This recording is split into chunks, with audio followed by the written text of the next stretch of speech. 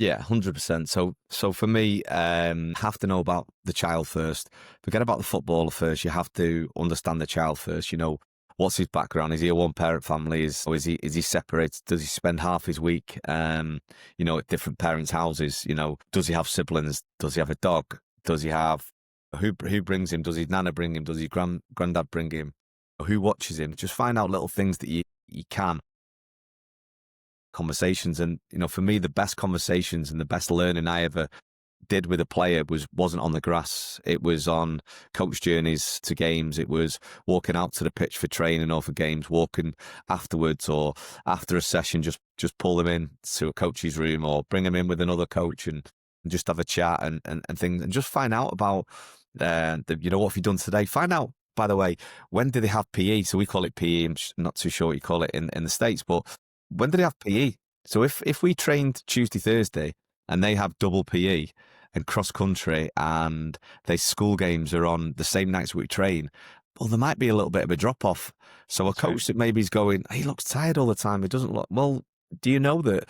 Actually, this is his day that is heavy load day. So how can we work around that? Potentially can we have a conversation with school? Can we maybe get him in a different night? Or, until you find ways and means of understanding it. But for me, I'm a massive believer that players don't care how much you know until they know how much you care. That's a massive one for me.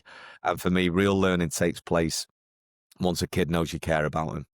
Unbelievable learning takes place once a parent knows that you care about their kid. That's where, for me, the holy grail of coach, parent and players is absolutely vital, because that'll buy you time. That will buy you time that maybe when stuff isn't going certainly too well for the player and maybe dad or mum are getting a little bit frustrated, well, the kid can actually back the coach. And one who actually told me that I wouldn't be playing today because of this. Or the mum might say to the dad, well, yeah, but just leave it, because we know he's well, we know he's got his best interest at heart, because he'll come and tell us.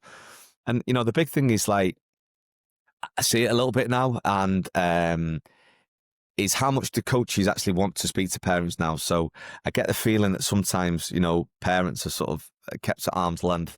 You have to, particularly in the modern game in 2025, you have to include the parents along the journey. Understand and let them know that there's boundaries along the way. But make sure you bring them along the way. So I would do things that, at the car park, I'd maybe wait. If I knew I needed to speak to a certain parent or player, whether it was a positive or a negative, potentially, kick up the backside, as we call it in Manchester. But I'd watch and I'd wait for them going out to the car, and I'd follow them out. I'd make it look like I was dropping something in my car or something. And I'd talk to them and just say, listen, he was brilliant tonight. Everything that we spoke about recently, absolutely fantastic. We asked him to play with one touch. He was brilliant. But you knew that. I've already told you that, haven't I, Johnny? And he'd go, yeah. And the dad's 10 feet tall. He can't get his head through the door because he's just so proud and things. And then all the discussion about is in the car is like, oh, that's brilliant, that. And he'll phone the mum from the car. Oh, you can't believe Neil's come out and spoke to her. At the same time, don't be afraid to, not confrontation, but to be honest with people, because that's how you get your trust and your relationships. And you might have said to the player, listen, you're messing about a little bit now, we need to focus on this, or, you're not really at it at the moment, you're better than that and things, and have a conversation with the player and stuff. And then maybe, depending on the parent and the player, and you've got to know, and again, why you got to know your players is that conversation might be, I'm really at it tonight again. I would say probably last week he's not been really at it, but we're working on it. We're working on things, and we've had a chat, haven't we, Johnny? Yeah, brilliant. And he knows what we're going to do. And if you want to understand a little bit, speak to Johnny. But if you want to grab me on Saturday, just pull me and we'll have 10 minutes about it.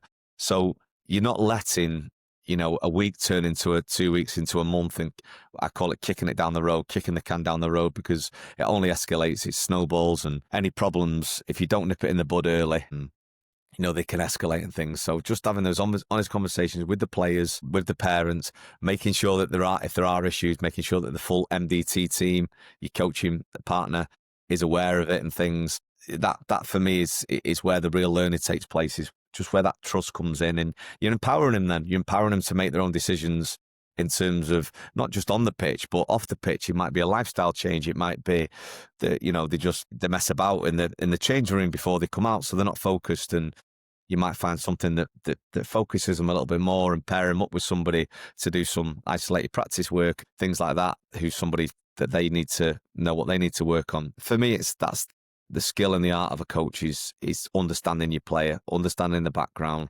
understanding what's going on in their life, you know,